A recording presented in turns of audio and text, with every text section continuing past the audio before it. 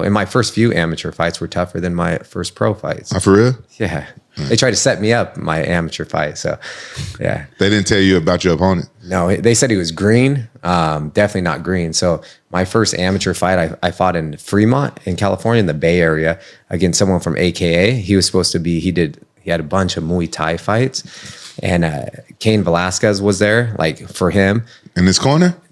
Sitting like cage side. Oh, yeah. Him, John Fitch, Josh Koscheck, Phil Baroni, all these guys.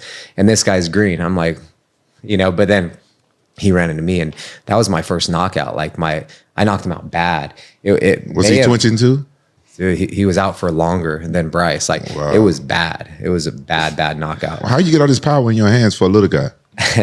I think just all the, just all the years of being an athlete. I started, tumbling. Like when I was a young kid, my older brother, we had to pick a sport. So my mom's like, you guys pick a sport. He was older, so he chose Taekwondo. And then I wanted to do that as well. But my mom decided we couldn't do that because we're always fighting at home. And then she's like, you guys are going to learn how to fight, and then you're going to come home and use that at home. So I had to find something else. So I started doing tumbling. I was like, I don't want to do that.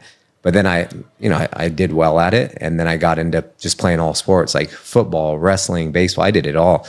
And then excelled at wrestling. So I just kind of stuck with that and wrestled all the way through high school and then junior college and then at the 4-year level. But I've been lifting since I was little too. Wow. So. You do jump squats? You do a lot of jump squats? Yeah, I used to do a lot of, I used to own a CrossFit gym. And we did a lot of sport specific training and things like that. So I felt like I've always just had power. And like at a young age, I had a little 6-pack from doing, all the tumbling and stuff. So my son was fighting and stuff like that, and he didn't want me to tell people the secret to knockout power.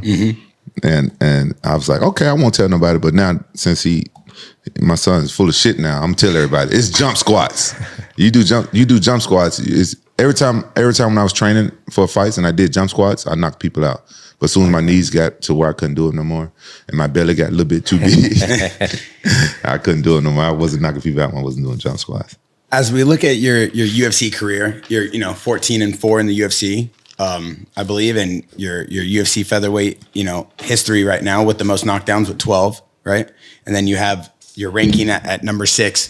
Giga, something happened to him, right? He had to step out, so Doug Nasty steps in, you obliterate him, and then you're obviously your training.